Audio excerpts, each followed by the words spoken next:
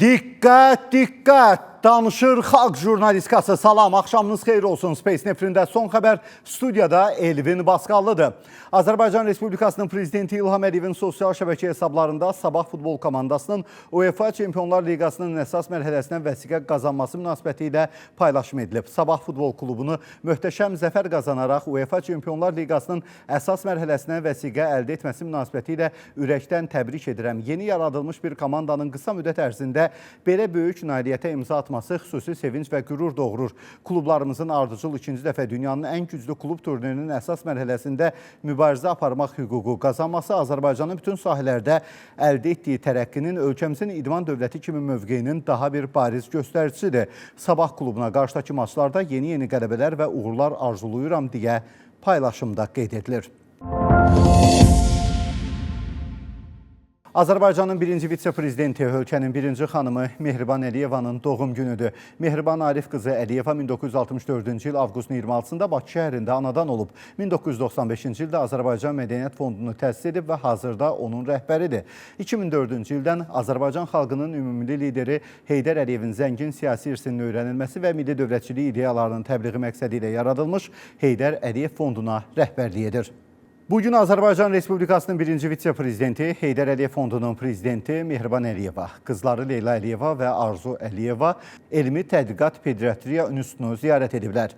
Səhiyyə naziri Teymur Musayev birinci vitse-prezident Mehriban Əliyevaya institutun fəaliyyəti barədə məlumat verib. Qeyd olunub ki, Elmi Tədqiqat Pediatriya İnstitutu bir əsrdən çoxdur uşaqların sağlamlığının qorunması kimi mühüm və nəcib işə xidmət edir. Hazırda elmi metodiki mərkəz kimi fəaliyyət göstərən bu tibb müəssisəsi 1925-ci ildə 200 çarpayılıq uşaq xəstəxanasının bazasında təşkil olunub. 1927-ci ildə yenidən qurularaq ana və uşaqları mühafizə institutuna çevrilib. Burada uşaqların müalicə profilaktikası ilə yanaşı pediatriya sahəsində peşəkar tibbi kadrların hazırlanması, elmi tədqiqatların aparılması, mövcud tibbi təhsilinin təkmilləşdirilməsi həyata keçirilir. İnstitutda 255 çarpayılıq klinik şöbələr, elmi və bir çox paraklinik bölmələr var. Yeni doğulanların 60 çarpayılıq reanimasiyası və intensiv terapiya şöbəsi Respublika üzrə mərkəz funksiyasını yerinə yetirir. Birinci vitse-prezident və qızları ziyarət zamanı institutda yaradılmış şəraitlə tanış olublar. Həmçinin gələcəkdə fəaliyyətin təkmilləşdirməsi üçün institutda avadanlıqlar, süni ventilyasiya aparatları hədiyyə edilib.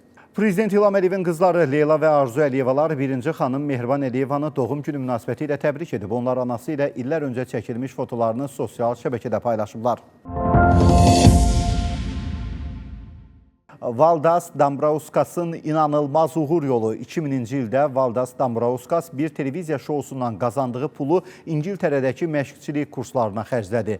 26 il sonra o, Sabahı ilk dəfə Çempionlar Liqasının finalına çıxararaq tarixə düşdü. 2017-ci ildə yaradılan Sabah futbol klubunu Çempionlar Liqasının əsas mərhələsinə çıxaran Litvalı Valdas Dambrauskas 2000-ci ildə Kim milyoner olmaq istər müsabiqəsinə qatılıb. Şouda qazandığı pulla Dambrauskas İngiltərədə məşqçilik kursuna gedib. 2007-ci ildə İngiltərənin 9-cu liqa təmsilçisi Kingsbury London Tigers'da fəaliyyətə başlayıb və klubu tarixindəki ən yaxşı nəticəyə çatdırıb. Daha sonra əsasən Baltika ölkələrində olmaqla 12 fərqli klubda baş məşqçi vəzifəsində çalışıb. Əvvəlcə Qarabağın dominatlıq etdiyi çempionatda həm liqanı, həm də kuboku qazanıb. Hazırda isə Sabahı tarixində ilk dəfə Çempionlar Liqasının liqa mərhələsinə çıxarıb. İlk dəfə bir Litvalı məşqçi Çempionlar Liqasında komandaya rəhbərlik eləyəcək. Qaçqınların və məcburi köçkünlərin İşləri üzrə Dövlət Komitəsi 1992-ci ildə Laçından didərgin düşən Balakişiyevlər ailəsi ilə bağlı maraqlı videoçarx hazırlayıb. Ailənin illər sonra işğaldan azad olunmuş torpaqlarına qayıtması təsirli anlara səbəb olub. Ev dağılsa da, quru divarlar qalsa da, bu öz torpaqlarına qayıdan Balakişiyevlər ailəsinə böyük təskinlik olub. Biz 1992-ci ildə mayın 18-i biz oradan çıxdıq.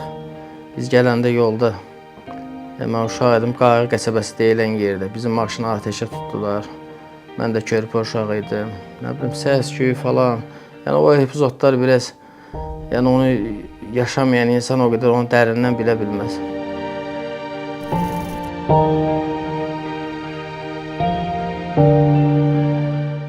Erməni vandallarının ucbatından körpəliyimizi itirdik. Uşaqlığımı əlimdən aldı. Qardaşımın gəncliyin, atamın, anamın o yaşlılığın əlindən aldı. Mənəvi çox bizə zərbə oldu.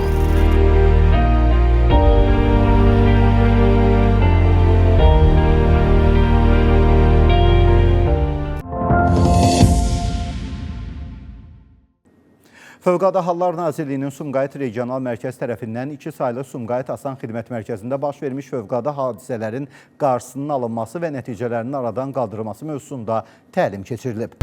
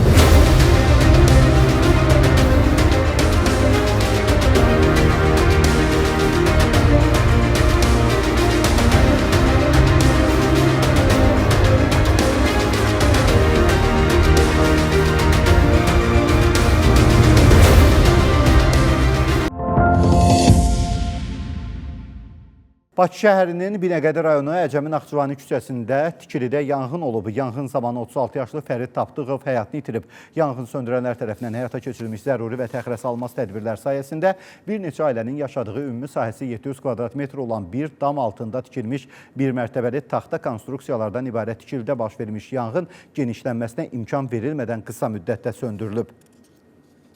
Anasını qətlə yetirməkdə təqsirləndirilən Emil Ağayevin cinayət işinin məhkəmə baxış icrası keçirilib. Bakı Ağır Cinayətlər Məhkəməsinin hakimi Namiq Kərimovun sədrliyi ilə keçirilən icrasda şahid ifadələri bitdikdən sonra sənədlərin tədqiqinə başlanılıb.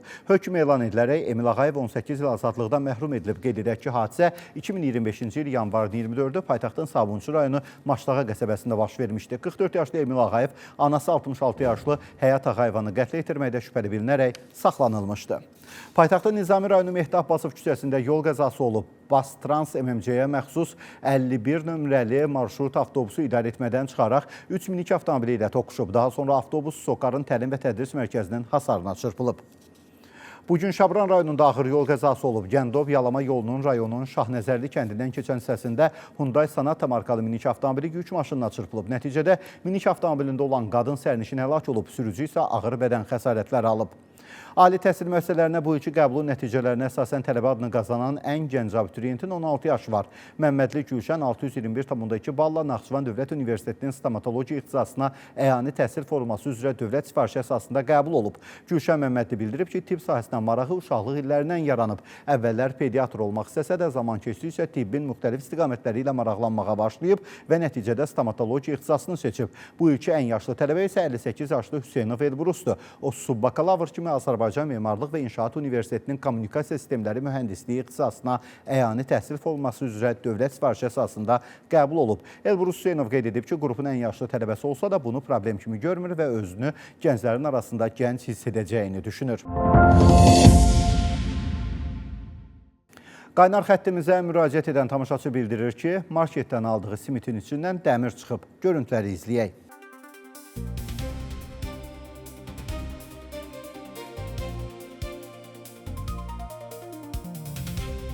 Paytaxtda bir neçə avtomobilin parklanma üsulu diqqət çəkib. Bu barədə görüntülər sosial şəbəkələrdə yayılıb. Bir neçə avtomobil yol kənarında səkinin üzərində parklanıb. Hətta avtomobillərin gizlədilməsi üçün xüsusi olaraq zibil konteynerlərindən də istifadə edilib. Maşını necə salıblar bura birincisi? Bu maşını bura necə salıblar? Bax, 2 dənə maşın, qabağında zibil qabları.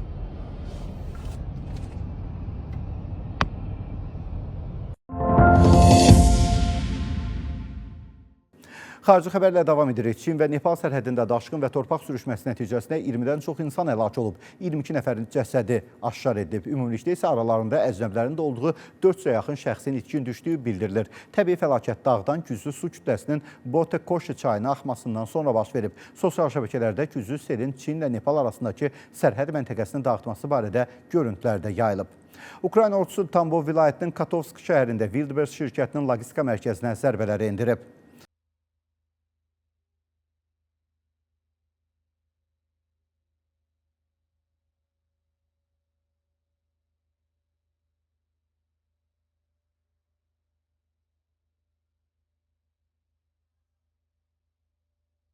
055 804 104 bu bizim qaynar xəttimizdir, WhatsApp nömrəmizdir. Sizi maraqlandıran və narahat edən məsələlərlə bağlı video çəkiliş edib göndərin. Biz də son xəbərdə təqdim edək. Xəbərin sonu yoxdur, son ünvanı var. Space'də son xəbəri Ervin Baskalının təqdimatında izlədiniz.